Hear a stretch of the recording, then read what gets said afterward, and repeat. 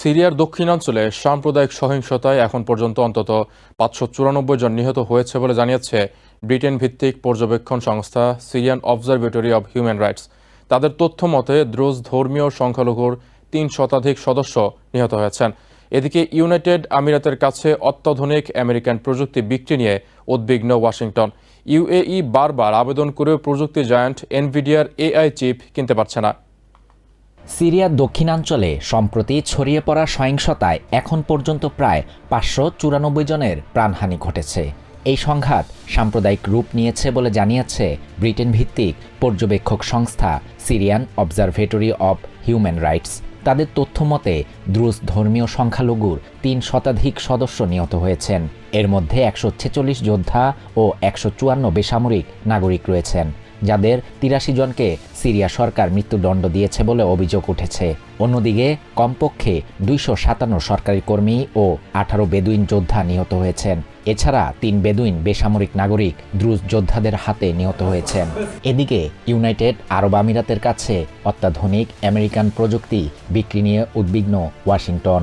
UAE বারবার আবেদন করেও প্রযুক্তি জায়ান্ট এনভিডিয়ার এআই চিপ কিনতে পারছে না। দ্য ওয়াল স্ট্রিট জার্নাল জানিয়েছে এর পেছনে রয়েছে চায়নার ভয়।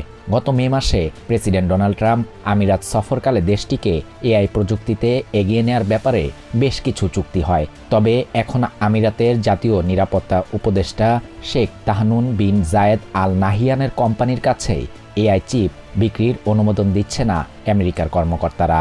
ব্লুমবার্গ জানিয়েছে সৌদি আরব বা আমিরাত কারো কাছেই চিপ বিক্রির অনুমোদন দেয়নি আমেরিকার বাণিজ্য মন্ত্রণালয়। এ সংক্রান্ত চুক্তির নতুন শর্ত কী হতে পারে তা খতিয়ে দেখছে ইউএস। অপরদিকে মিষ্টিযুক্ত পানীয়তে চিনির পরিমাণের উপর নির্ভর করে কর আরোপের সিদ্ধান্ত নিয়েছে ইউনাইটেড আরব আমিরাত। কর্তৃপক্ষ জানিয়েছে ২০২৬ সাল থেকে মিষ্টিযুক্ত পানীয়ের উপর প্রযোজ্য কর তাদের চিনির পরিমাণের উপর ভিত্তি করে নির্ধারণ করা হবে। এর নাম দেয়া হয়েছে সফট ড্রিঙ্কস ট্যাক্স। এর উদ্দেশ্য হল সবাইকে চিনিযুক্ত পানীয়ের ব্যবহার কমানো এবং স্বাস্থ্যকর অভ্যাসে উৎসাহিত করা। এই কর সাধারণত কার্বোনেটেড পানীয়, এনার্জি ড্রিঙ্কস এবং অন্যান্য মিষ্টিযুক্ত পানীয়ের উপর প্রযোজ্য। চিনির পরিমাণ যত বেশি, করের হার তত বেশি হবে। রাশিয়ার ওপর ১৮তম বারের মতো বাণিজ্যিক নিষেধাজ্ঞা দিল ইউরোপিয়ান ইউনিয়ন। শুক্রবার স্লোভাকিয়া এই প্রস্তাবে তাদের ভেটো তুলে নেওয়ার পরই রাশিয়ার ওপর নিষেধাজ্ঞা আরোপ করতে সক্ষম হল ইইউ। এদিকে বুধবার ইউরোপিয়ান কমিশনের প্রস্তাবিত ২ ট্রিলিয়ন ইউরোর বাজেট ইইউকে ধ্বংস করে ফেলবে বলে মন্তব্য করেছেন হাঙ্গেরির প্রধানমন্ত্রী ভিক্টর ওরবান।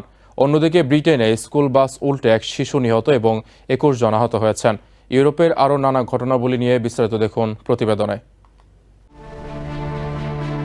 রাশিয়ার ওপর ১৮তম বারের মতো বাণিজ্যিক নিষেধাজ্ঞা দিল ইউরোপিয়ান ইউনিয়ন। শুক্রবার স্লোভাকিয়া এই প্রস্তাবে তাদের ভেটো তুলে নেয়ার পরই রাশিয়ার ওপর নিষেধাজ্ঞা আরোপে সক্ষম হল ইইউ। শুক্রবার ব্রাসেলসে রাষ্ট্রদূতদের অনুমোদিত এই নিষেধাজ্ঞার মধ্যে রয়েছে ২২টি Russian bank, Russian direct investment fund ও এর সহায়ক সংস্থাগুলোর সাথে সমস্ত লেনদেন এবং পানির নিচের নর্থ স্ট্রিম পাইপলাইনগুলোর প্রত্যক্ষ ও পরোক্ষ ব্যবহার নিষিদ্ধ করা। ইউরোপিয়ান কমিশনের প্রস্তাবিত নতুন বাজেটের কোনো সুস্পষ্ট কৌশলগত ভিত্তি নেই এবং এটি ইউরোপিয়ান ইউনিয়নকে ধ্বংস করে ফেলবে বলে মন্তব্য করেছেন হাঙ্গেরির প্রধানমন্ত্রী ভিক্টর ওরবান। শুক্রবার রাষ্ট্রীয় রেডিওতে দেয়া এক সাক্ষাৎকারে তিনি এসব কথা বলেন। এর আগে বুধবার ইউরোপিয়ান কমিশন ইইউর জন্য ২০২৮ থেকে ২০৩৪ সালের মধ্যে ২ ট্রিলিয়ন ইউরো বাজেট প্রস্তাব করেছে। তবে এই বাজেটের চূড়ান্ত অনুমোদনের জন্য ইইউর সবগুলো সদস্য দেশের সম্মতি প্রয়োজন।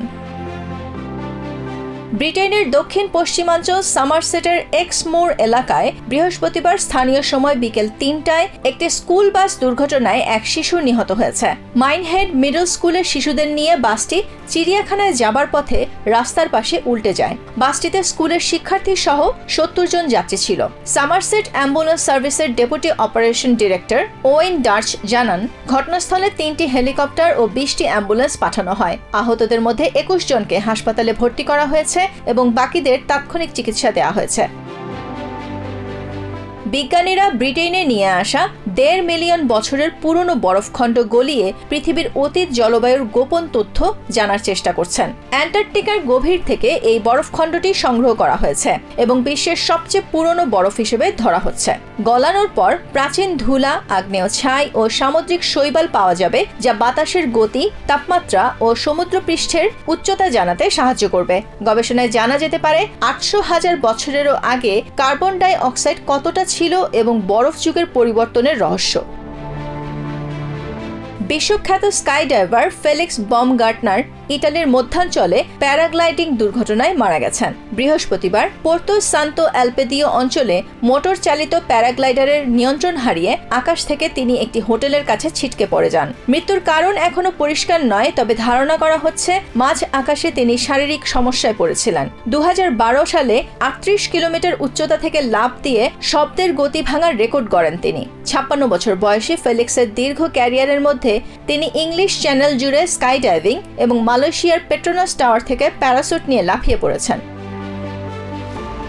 সিরিয়াকে বিভক্ত হতে দেবে না বলে অঙ্গীকার জানিয়েছেন তুর্কির প্রেসিডেন্ট রিসেপ তাইয়েপ এরদোয়ান। তিনি বলেন, সন্ত্রাসী রাষ্ট্র ইসরায়েল মধ্যপ্রাচ্যে শান্তি চায় না। অন্যদিকে সিরিয়ার সার্বভৌমত্ব ও আঞ্চলিক অখণ্ডতাকে সম্মান দেখাতে আন্তর্জাতিক সম্প্রদায়ের প্রতি আহ্বান জানিয়েছে চায়না। এদিকে স্টেট ডিপার্টমেন্টের মুখপাত্র ট্যামি ব্রুস জানান, সিরিয়ায় ইসরায়েলের হামলাকে সমর্থন করে না ওয়াশিংটন। এছাড়া সিরিয়াকে ঘিরে উত্তেজনার প্রশমনে দুই প্রতিবেশীর শীর্ষ নেতাদের সঙ্গে আলোচনা চালিয়ে যাচ্ছে ট্রাম্প প্রশাসন। সিরিয়ার দক্ষিণাঞ্চল থেকে সেনা প্রত্যাহার করেছে আহমেদ আল সারা সরকার। এতে সুয়েদা শহরে জাতিগত সংঘাত নিরসনের কথা থাকলেও হয়েছে উল্টো। কারণ সিরিয়ার সেনাদের বদলে দ্রুজ সম্প্রদায়ের বিরুদ্ধে লড়াই অব্যাহত রাখছে বেদুইন গোষ্ঠী। বার্তা সংস্থা রয়টার্সকে দেয়া সাক্ষাৎকারে এক বেদুইন কমান্ডার জানান, আমেরিকার মধ্যস্থতায় ইসরায়েলের সাথে যুদ্ধবিরতিতে সম্মত হয়েছে সিরিয়ার সরকার। আহমেদ আল সারা প্রশাসন সেনা প্রত্যাহার করলেও এটি বেদুইনদের জন্য প্রযোজ্য নয়। তাই দ্রুজ সম্প্রদায়ের জনগণের হাতে অপহৃত যোদ্ধাদের ফিরিয়ে আনতে লড়াই অব্যাহত রাখছে বেদুইনরা। সুয়েদার পাশাপাশি ডারা ও ইদলিব অঞ্চলেও ঘাঁটি গেড়েছে আরবের এই সম্প্রদায়। অন্যদিকে দ্রুজদের পক্ষে লড়াইয়ে যোগ দিতে নিয়মিতই সীমান্ত পাড়ি দিচ্ছে ইসরায়েলি দ্রুজরা। প্রাণ বাঁচাতে অনেকেই ছাড়ছেন নিজ ভূমি সিরিয়া। সানা নিউজ এজেন্সির তথ্য বলছে, বৃহস্পতিবার যুদ্ধবিরতি ভেঙে সিরিয়ায় আবারও হামলা চালিয়েছে আইডিএফ। এমন পরিস্থিতিতে আমেরিকার স্টেট ডিপার্টমেন্টের দাবি, সিরিয়ায় ইসরায়েলের হামলার সমর্থন করে না ওয়াশিংটন। উত্তেজনা প্রশমনে দুই প্রতিবেশীর শীর্ষ নেতৃত্বের সঙ্গে আলোচনা অব্যাহত রাখছে আমেরিকা। এদিকে তুর্কি সিরিয়াকে বিভক্ত হতে দেবে না বলে মন্তব্য করেছেন রিসেপ তাইয়েপ এরদোয়ান। দেশটির প্রেসিডেন্টের দাবি, সন্ত্রাসী রাষ্ট্র ইসরায়েল শান্তি চায় না, তবে এই স্বপ্ন পূরণ করতে দেয়া হবে না। İsrail hukuk tanımaz. সিরিয়ার পরিস্থিতি আরো ঘোলাটে করেছে ইসরায়েল। দ্রুজ জনগোষ্ঠীকে অজুহাত বানিয়ে সিরিয়ায় হামলা চালাচ্ছে নেতানিয়াহু। সিরিয়ার বিভাজন আমরা কখনোই মেনে নেব না। Bir terör devleti. অন্যদিকে সিরিয়ার সার্বভৌমত্ব ও আঞ্চলিক অখণ্ডতাকে সম্মান করার প্রতি আন্তর্জাতিক সম্প্রদায়ের প্রতি আহ্বান জানিয়েছে চায়না।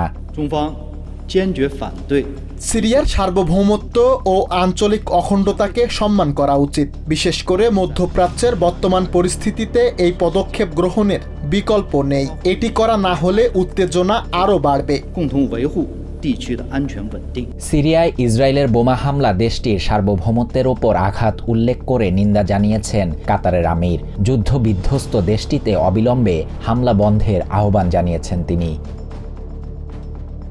এদিকে সুয়েদার সাধারণ জনগণের সঙ্গে সংহতি প্রকাশ করে বিক্ষোভ করেছে সিরিয়ার কামিসলি শহরের কুর্দি জনগোষ্ঠী।